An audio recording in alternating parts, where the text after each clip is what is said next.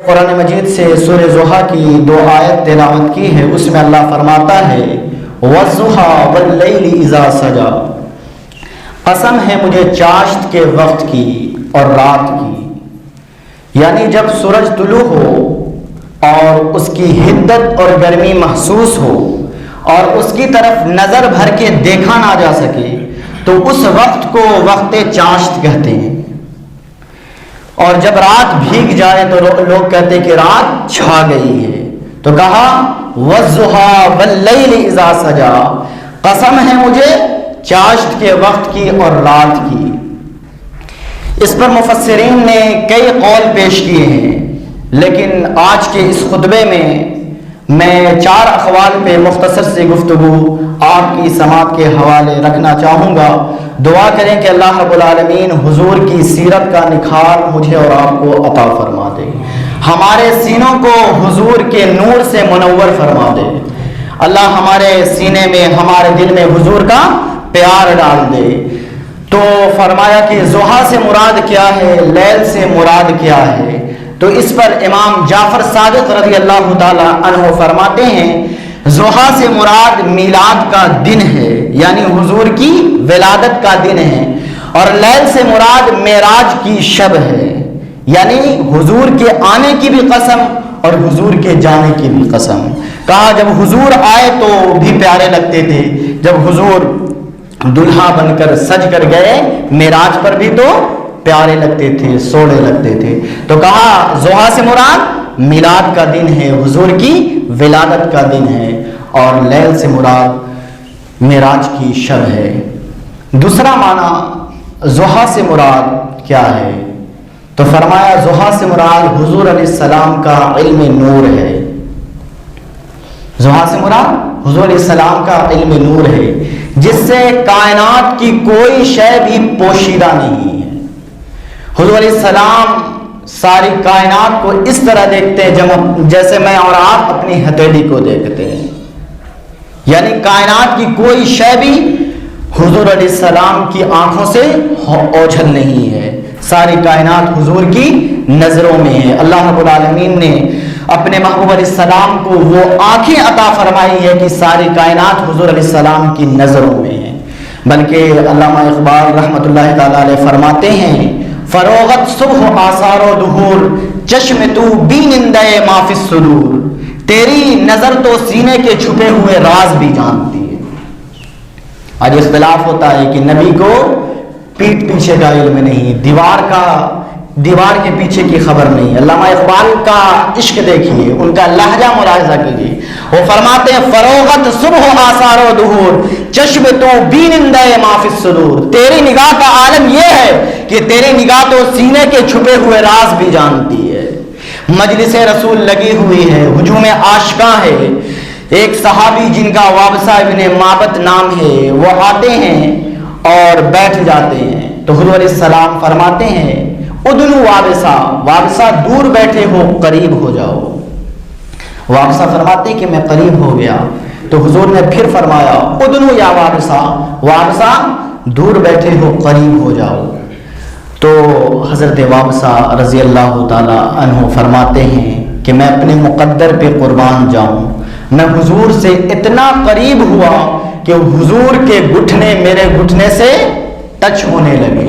جب میں اتنا قریب ہوا تو حضور نے پوچھا وابسہ کوئی سوال لے کر آئے ہو، وابسہ کوئی سوال پوچھنے آئے ہو؟ کہا جی حضور سوال پوچھنے آیا ہوں۔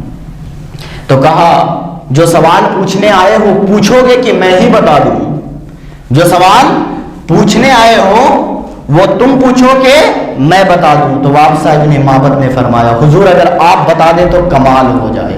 تو حضور نے فرمایا پھر سنو کہ تم مجھ سے خیر اور شر کے بارے میں پوچھنے آئے ہو کہ اچھائی کیا ہے اور برائی کیا ہے۔ تو وابسہ ابن معبد مسکرانے لگے، کہا جی حضور میرا یہی سوال تھا۔ تو میرے حضور تو سینے کے چھپے ہوئے راز بھی جانتے ہیں۔ تو پھر حضور نے فرمایا وابسہ اس کا جواب مجھ سے چاہو گے یا خود لینا چاہو گے؟ تو وابسہ ابن معبد نے فرمایا حضور اگر جواب آتا تو سوال ہی کیوں بنتا؟ تو پھر میرے حضور نے 3 انگلی کو اس طرح ملایا، فقال استفت من قلبی، اور حضرت وابسہ ابن معبد کے دل والی جگہ پہ مارا اور کہا یہ اندر ہی مفتی بیٹھا ہے، یہ تمہیں بتا دے گا کہ خیر کیا ہے اور شر کیا ہے، یعنی اچھائی کیا ہے اور برائی کیا ہے۔ تو کہا ضحیٰ سے مراد حضور علیہ السلام کا علم نور ہے، جس سے کائنات کی کوئی چیز بھی پوشیدہ نہیں ہے، ساری کائنات میرے حضور کی نظروں کے سامنے ہے۔ اور کہا لیل سے مراد حضور علیہ السلام کا دامن عفو و کرم ہے، جس میں حضور اپنی امت کے گناہ گاروں کو چھپا لیتے ہیں۔ میرے حضور فرماتے ہیں شفاعتی لأہل الکبائر من امتی، میں اپنی امت کے بڑے بڑے گناہ گاروں کی سفارش کروں گا۔ جب کسی نے پڑھا تو جس کا مفہوم یہ ہوتا ہے کہ جس کے وکیل حضور ہوں وہ اپنا مقدمہ کیسے ہار سکتا ہے، جس کی وکالت میرے حضور کرے وہ اپنا مقدمہ کیسے ہار سکتا ہے۔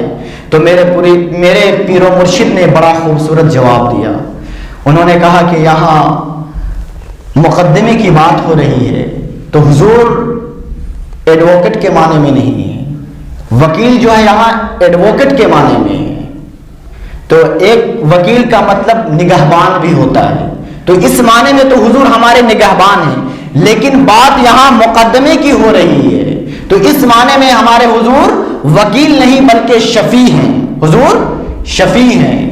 بلکہ جو وکیل ہوتا ہے جج سے کیا کہتا ہے، وکیل جو ہوتا ہے جج سے کہتا ہے کہ میرے موکل نے یہ جرم نہیں کیا ہے لہذا اسے چھوڑا جائے، یعنی وکیل جو ہوتا ہے اپنے موکل کو بے گناہ ثابت کرنا چاہتا ہے کہ میرے موکل نے یہ گناہ نہیں کیا ہے لہذا اسے چھوڑا جائے۔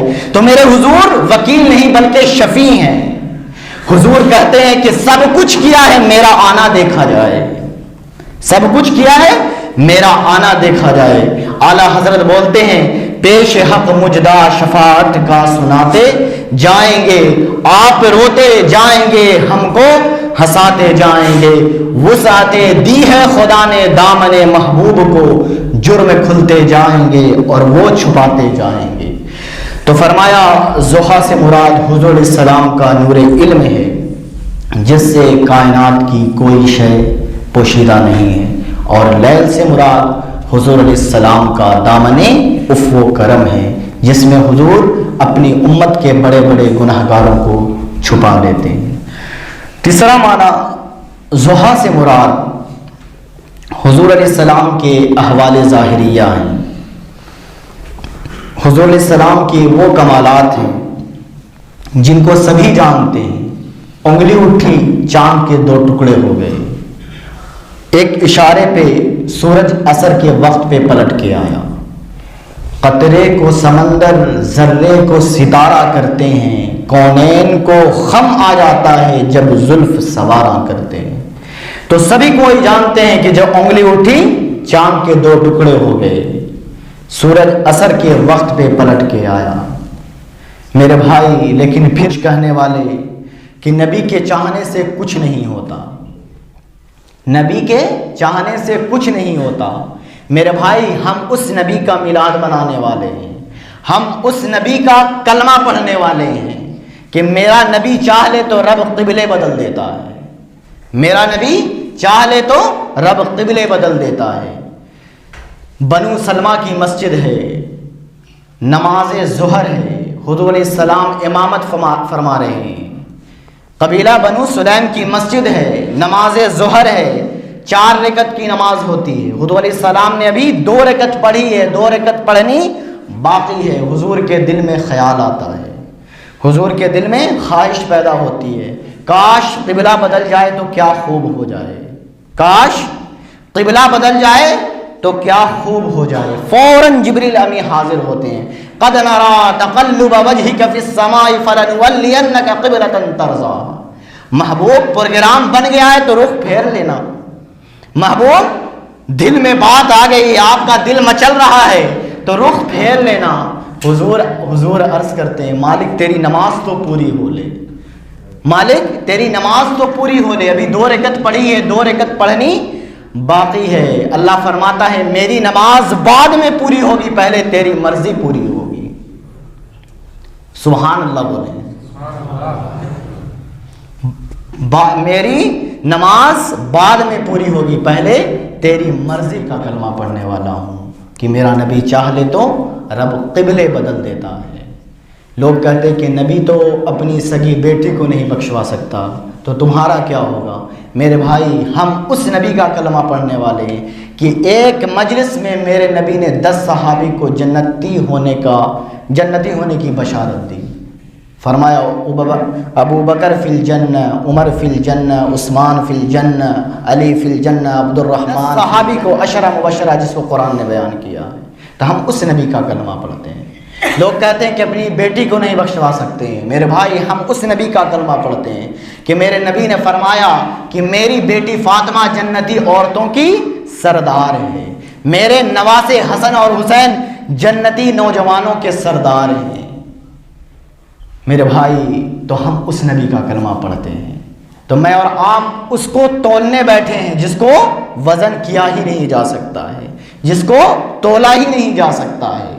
یعنی سونار کے چھوٹے سے ترازو پر اگر آپ من اور ٹن کا وزن کریں گے تو سونار کا ترازو ٹوٹ جائے گا۔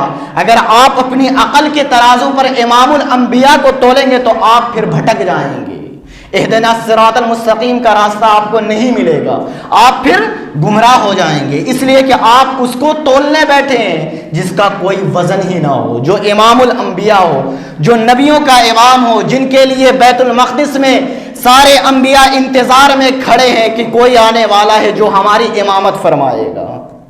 تو میرے بھائی ان کو تولا جا سکتا ہے؟ سعدی نے فرمایا کوئی حد ہے ان کے عروج کی، بلغ العلا بکمالہ۔ اعلیٰ حضرت بولے خرد سے کہہ دو کہ سر جھکا لے، گما سے گزرے گزرنے والے، یہاں خود پڑے ہیں جہت کو لالے، کوئی بتائے کدھر گئے تھے، سراغ عین و متا کہاں تھا، نشان کیف و الا کہاں تھا، نہ کوئی ساتھی نہ کوئی راہی، نہ سنگ منزل نہ مرحلے تھے، کمان امکا کے جھوٹے نقطوں تم اول و آخر کے پھیرے میں ہو، محب کی چال سے پوچھو کدھر کو آئے کدھر گئے تھے، کوئی حد ہے ان کے عروج کی، بلغ العلا بکمالہ۔ یعنی میرے حضور کی وہ بلندی، وہ رفعت ہے جہاں میرا اور آپ کا گمان بھی نہیں جا سکتا ہے، ہمارا تخیل بھی نہیں جا سکتا ہے۔ ہم اس نبی کا کلمہ پڑھنے والے ہیں۔ آج فرانس کا جو گستاخ ہے میرے حضور کے خاکے تراش رہا ہے، خاک میں مل جائے خاکے تراشنے والے۔ میرے دوستو جب میرے حضور کا سایہ نہیں تھا تو ثانی تو دور کی بات ہے، جب لوگ مقابلہ نہیں کر سکتے ہیں تو گالی اور گلوچ ان کا مقدر بن جاتا ہے اور ان کی زبان بن جاتی ہے۔ جب قرآن نے کہا کہ وَإِن كُنتُمْ فِي رَيْبٍ مِّمَّا نَزَّلْنَا عَلَىٰ عَبْدِنَا فَأْتُوا بِسُورَةٍ مِّن مِّثْلِهِ، اگر تم اپنے وعدے میں پکے ہو سچے ہو تو تم قرآن کی مثل ایک سورت ہی لا کر دیکھا دو۔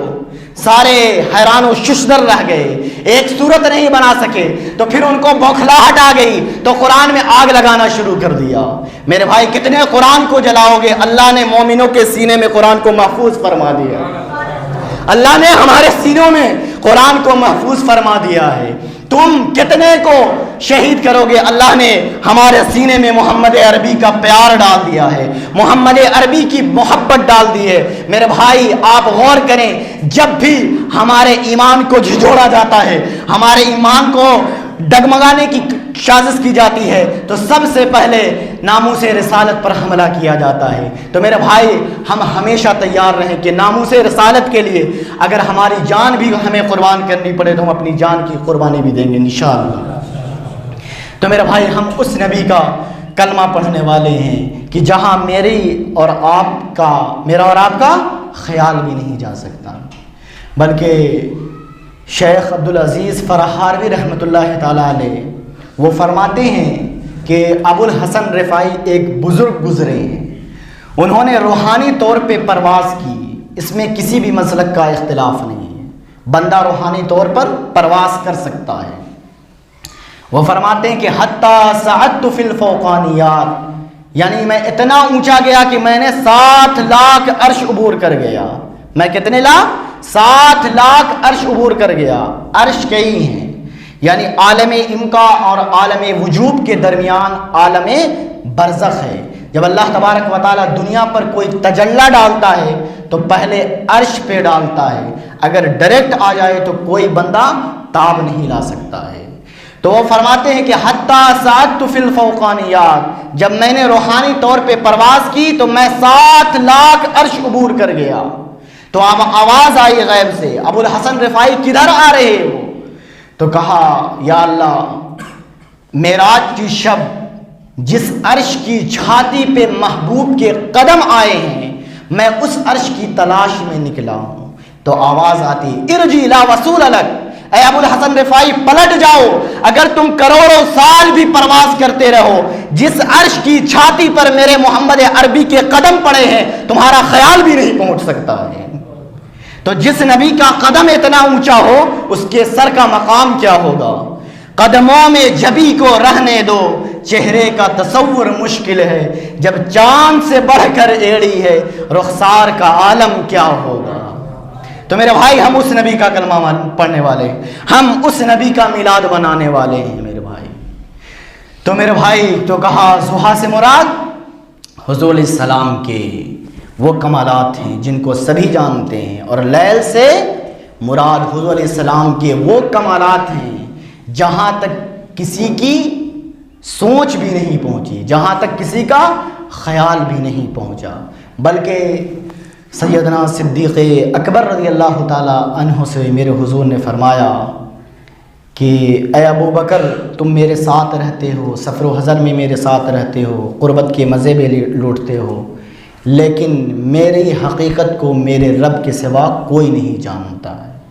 میں کیا ہوں میرے رب کے علاوہ مجھے کوئی نہیں جانتا ہے۔ یہ میرے حضور کا مقام ہے، یہ میرے حضور کا مرتبہ۔